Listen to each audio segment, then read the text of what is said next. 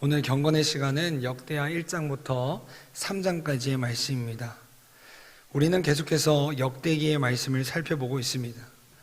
어제까지 역대상의 말씀을 살펴보았는데 지금은 우리가 역대기를 상하로 나누어 읽고 있지만 본래 전통적으로 역대기는 한 권의 책으로 되어 있습니다. 역대기의 내용은 우리가 잘 알고 있듯이 열왕기의 내용이나 또 사무엘서에 등장하는 내용들과 유사한 부분들이 반복되어 있습니다. 하지만 우리가 읽고 있는 역대기가 우리에게 말하고 있는 내용은 단순한 내용의 반복이 아니라 이 세상 가운데 오실 메시아에 대한 내용, 그리고 나아가 그 메시아를 통한 소망에 대한 이야기를 우리에게 알려주고 있습니다. 다시 말해서 우리의 구원자이고 메시아이신 예수 그리스도를 이야기하는 책이 바로 역대기의 말씀입니다. 그래서 역대상은 그 계보를 아담으로부터 이야기하고 있으며 우리에게 메시아에 대한 소망을 말해주고 있습니다. 그리고 그 이야기들이 전개되어서 오늘은 역대상 29장으로 마무리된 다윗 이후 솔로몬에 대한 이야기로부터 시작하고 있습니다. 오늘 본문을 간략하게 살펴보면 1장에서는 솔로몬이 하나님께 지혜와 지식을 구하는 장면이 등장하고 있습니다. 그리고 하나님께서는 그 솔로몬의 간절한 마음과 믿음을 보시고 그에게 그가 구했던 지혜와 지식뿐만 아니라 그가 구하지 않았던 부귀영화와 강력한 군사력을 주시는 장면이 등장하고 있습니다. 2장에서는 솔로몬이 이제 본격적으로 성전 건축을 준비하는 장면이 등장하고 있으며 3장에서는 그 준비를 끝낸 솔로몬이 본격적으로 성전 건축을 시작하는 장면이 나타나고 있습니다. 이러한 흐름을 바탕으로 오늘 말씀을 살펴보도록 하겠습니다. 먼저 오늘 본문 안에 등장하는 하나님은 어떤 분이신가에 대해서 우리가 살펴보면 하나님께서는 1장 1절의 말씀을 통해 우리에게 함께 하시는 하나님에 대해서 말씀하고 계십니다. 우리 오늘 본문 1장 1절의 말씀을 다 함께 읽겠습니다. 시작. 다윗의 아들 솔로몬의 왕위가 견고하여 가며 그의 하나님 여호와께서 그와 함께 하사 심히 창대하게 하시니라. 아멘. 하나님께서는 오늘 본문 1장 1절을 통해 솔로몬과 함께 하셨다라고 말씀하고 계십니다. 사랑하는 여러분, 하나님의 백성은 날마다 하나님과 동행하는 삶을 살아야만 합니다. 왜냐하면 하나님께서 우리의 인생의 길잡이가 되어주시기 때문입니다. 그래서 우리는 하나님이 없이는 한순간도 온전히 살아갈 수가 없습니다. 하나님께서는 인간을 처음 창조하셨을 때부터 사람과 늘 함께하길 원하셨습니다. 그러나 죄인인 우리는 때론 하나님과 동행함을 온전히 누리기도 하지만 종종 하나님과 멀어져 하나님의 살아계심을 온전히 느끼지 못하고 살 때가 있습니다. 그런데 오늘 성경을 보니까 솔로몬의 모습을 통해 우리가 이 세상을 살아가면서 어떻게 해야 우리가 하나님과 동행함을 누릴 수 있는지에 대해서 말해주고 있습니다. 오늘 본문 1장 3절을 보시면 솔로몬이 기브온 산당으로 올라가서 하나님께 1,000번째 드리는 모습을 볼 수가 있습니다. 그런데 이 장면은 우리가 성경을 조금이라도 아시는 분들이라면 조금 의아할 수 있는 장면입니다. 왜냐하면 산당은 우상 숭배를 하는 곳이 아닌가 이러한 생각이 우리가 들기 때문입니다. 구약을 보다 보면 산당이라는 단어가 굉장히 많이 등장합니다. 그리고 이 산당에서 실제로 이스라엘 백성들이 우상 숭배를 하는 모습을 우리가 볼 수 있습니다. 그래서 이러한 산당을 부수었느냐 아니면 그대로 놔두었냐에 따라서 하나님께서는 하나님의 사람을 평가하고 인정하는 모습이 달라지기도 합니다. 이러한 측면에서 솔로몬은 왜 지금 산당으로 올라가서 예배를 하나님께 드렸을까요? 사실 솔로몬 왕 시절 가장 큰 산당이었던 기브온 산당에는 오늘 본문 3절에 등장하듯 여호와의 성막이 위치하고 있었습니다. 그래서 솔로몬은 가장 높고 넓은 곳에 위치한 이 기브온 산당, 특히나 하나님의 성막, 여호와의 성막이 위치한 기브온 산당에서 2절의 말씀처럼 많은 사람들을 인도하여 하나님께 예배를 드리기 시작했습니다. 그리고 그날 밤 하나님께서는 솔로몬에게 나타나셔서 솔로몬이 구하였던 지혜와 지식, 그리고 부귀영화와 여러 가지 것을 하나님께서 주셨습니다. 사랑하는 여러분, 하나님께서 솔로몬에게 이러한 은혜를 베푸신 이유는 단순히 그가 하나님 앞에 제사를 드린 그 제물의 양이 많아서나 혹은 많은 사람들을 인도하고 또 예배를 드리기 위해서 예배를 드렸기 때문이 아닙니다. 하나님께서 솔로몬에게 찾아오셔서 은혜를 베푸신 이유는 바로 솔로몬이 하나님 앞에 믿음과 겸손함을 가지고 나왔기 때문입니다. 자신이 지금 비록 이스라엘을 통치하는 왕의 자리에 있지만 솔로몬은 우리의 진정한 왕이신 분은 하나님이시고 그 하나님께 겸손함으로 나아가 하나님의 다스림과 도우심을 구했다는 것입니다. 이것을 잘 보여주는 말씀이 바로 오늘 본문 1장 10절에서 솔로몬이 주의 백성을 누가 능히 재판하겠습니까? 라고 고백하는 내용입니다. 자신이 왕의 직책을 가지고 있지만 자신은 이스라엘의 진정한 왕이 아니며 이스라엘은 오직 하나님의 백성이라는 고백을 하나님께 올려드렸다는 것입니다.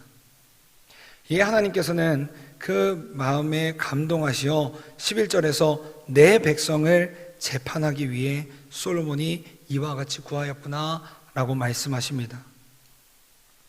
사랑하는 여러분, 하나님의 피조물인 우리는 창조주 하나님께 겸손히 나아가야 합니다.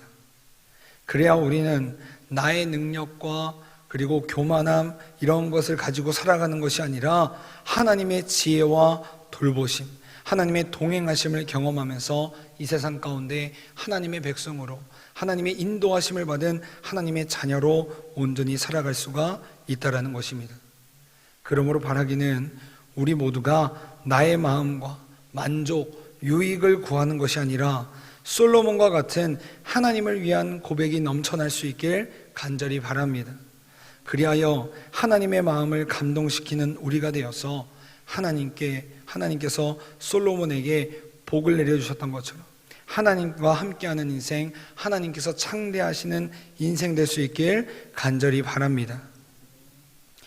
계속해서 하나님께서는 오늘 말씀을 통해 우리에게 교훈, 특히나 우리가 따라야 할 본보기를 말씀하고 계십니다.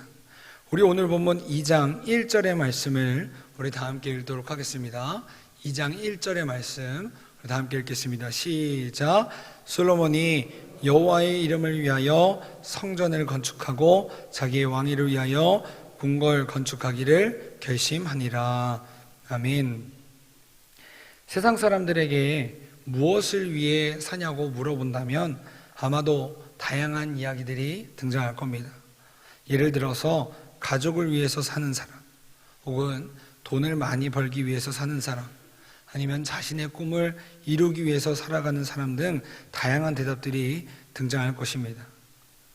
그런데 오늘 성경은 우리에게 하나님을 위해 살아가라고 분명하게 말하고 있습니다. 오늘 말씀에 등장하는 솔로몬은 성전을 짓는 임무를 하나님께 부여받은 사람이었습니다. 그리고 그 성전을 짓는 이유는 자신의 안위와 영광을 위해서 혹은 나라의 권세를 위해서가 아니라 바로 여호와 하나님을 위해서였다고 성경 우리에게 분명하게 말하고 있습니다. 신약 성경에 등장하는 사도 바울 역시 이 세상을 살아가는 그리스도인들은 모든 삶의 목적을 하나님의 영광을 위해 살아가야 한다고 우리에게 말해주고 있습니다. 우리 고린도전서 10장 31절의 말씀 우리 다 함께 읽도록 하겠습니다. 시작. 그런즉 너희가 먹든지 마시든지 무엇을 하든지 다 하나님의 영광을 위하여 하라. 아멘. 사랑하는 여러분, 그리스도인들은 세상 사람들과 가치관과 삶의 목적이 달라야만 합니다. 왜냐하면 그리스도인들은 세상의 기준과 가치관을 쫓아 살아가는 사람들이 아니라 하나님 나라 가치관으로 살아가는 사람들이기 때문입니다. 따라서 우리는 삶의 모든 중심에 하나님이 계셔야 합니다. 그래야지만 우리는 하나님의 자녀라는 우리의 정체성이 흔들리지 않고 세워져 갈 수 있기 때문입니다. 그래서 솔로몬은 그러한 믿음을 바탕으로 역대하 2장 5절의 고백을 하나님께 올려드렸습니다. 우리 2장 5절의 말씀 우리 다 함께 읽도록 하겠습니다. 시작. 내가 건축하고자 하는 성전은 크니 우리 하나님은 모든 신들보다 크심이라. 아멘. 솔로몬은 다른 것에 눈을 돌리지 않고 오직 중심에 하나님을 두고 하나님만을 바라보며 하나님에 대한 그 믿음을 선포하였습니다. 바라기는 우리 모두가 솔로몬같이 하나님을 위하여 살아가는 삶, 하나님을 우리의 모든 삶의 중심에 두는 삶, 하나님을 증거하는 삶을 살아갈 수 있길 간절히 바랍니다. 두 번째로 오늘 본문을 통해 우리가 솔로몬에게 배울 점은 3장 17절에 등장하고 있습니다. 우리 역대하 3장 17절 다 함께 읽겠습니다. 시작. 그 두 기둥을 성전 앞에 세웠으니 왼쪽에 하나요 오른쪽에 하나라. 오른쪽 것은 야긴이라 부르고 왼쪽 것은 보아스라 불렀더라. 아멘.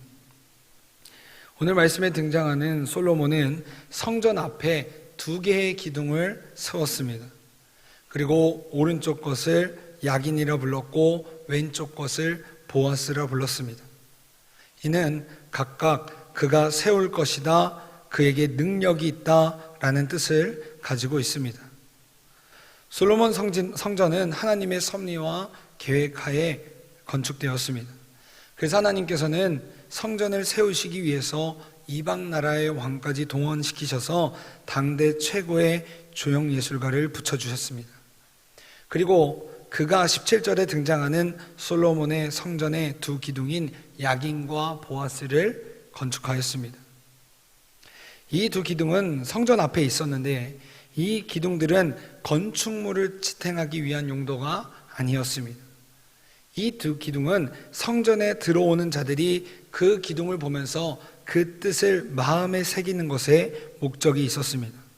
다시 말해 이 두 기둥은 성전에 들어오는 자들이 두 기둥을 볼 때마다 성전을 견고하게 붙드시고 다윗 왕조에게 능력을 주시는 분은 오직 하나님이심을 기억하며 하나님의 그 신실하심과 영원하심을 마음에 두라는 그 솔로몬의 믿음이 담겨 있었다는 것입니다. 사랑하는 여러분, 이처럼 하나님의 성전, 교회는 오직 하나님에 의해서만 세워지는 곳이며 하나님의 능력으로만 유지되는 곳입니다. 따라서 우리는 우리의 의와 능력, 수고를 드러내는 것이 아니라 오직 우리를 하나님의 사람으로 세워가시고 또 세워주시는 약인 하나님을 바라보고 또 우리에게 능력과 힘을 주시는 보아스 하나님만을 의지해야 하는 줄 믿습니다. 그러므로 바라기는 우리 모두가 야긴과 보아스의 그 뜻을 기억하며 우리의 삶을 인도하시고 우리에게 힘을 주시는 하나님만을 의지하며 살아갈 수 있길 간절히 소망합니다. 그래서 오늘도 우리를 믿음의 여정으로 인도하시는 하나님의 손을 붙잡고 우리가 세상 가운데 한 걸음씩 한 걸음씩 나아가 하나님의 자녀들로 온전히 세워질 수 있길 간절히 소망합니다. 그리하여서 오늘 하루 우리 주님께서 우리를 각자의 자리로 보내실 때 우리의 삶의 자리에서 오직 하나님만이 드러나고 살아계신 하나님만이 증거내는 인생 될 수 있길 간절히 소망합니다. 다 함께 기도하겠습니다.